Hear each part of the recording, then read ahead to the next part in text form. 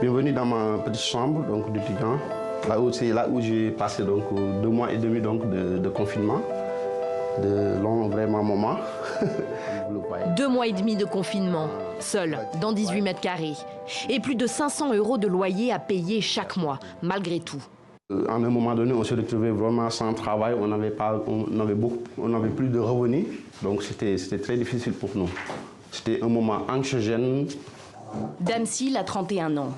Cela fait 5 ans qu'il jongle entre ses études de philosophie et des missions d'intérim.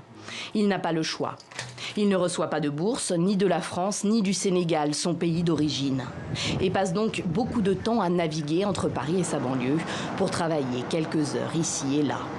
Je profite beaucoup des transports pour faire de la lecture. C'est ma deuxième bibliothèque universitaire. L'occasion de potasser les œuvres de Frantz Fanon sur lequel il rédige son mémoire de master.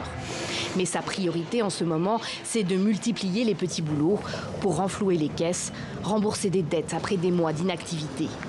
J'ai fait de la plonge ici, c'était un restaurant emporté. J'ai fait 4 heures de temps ici, donc pendant plus de 2 semaines. Pendant le confinement, le Sénégal lui a versé 200 €. Il n'a pas bénéficié du système de chômage partiel mis en place par la France. C'est à l'université de Paris 8, en banlieue parisienne, là où il est inscrit, que Damsil a trouvé un soutien très concret. 250 € en espèces et 100 € en bons d'achat alimentaires. En tout, l'université a débloqué près de 850 000 € d'aide d'urgence pour que ses étudiants tiennent pendant cette période difficile. On a eu des messages très alarmants. Isolement, détresse, précarité alimentaire. Les restaurants universitaires ont été fermés. Beaucoup d'étudiants ont perdu leur emploi. Oui, la précarité, elle est totale.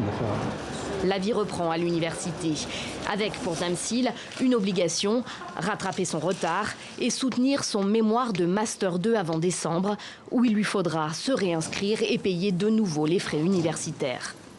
Je suis très content de pouvoir revenir aujourd'hui, donc vraiment pour reprendre, se plonger un peu sur mes lectures, avancer sur la rédaction de mon mémoire. Et vraiment, je suis très heureux quand même, après vraiment qu'il y a un moment qui a paru vraiment interminable.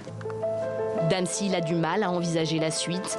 Il serait tenté de poursuivre ses études jusqu'au doctorat, mais rêve surtout de rentrer au Sénégal pour y enseigner la philosophie.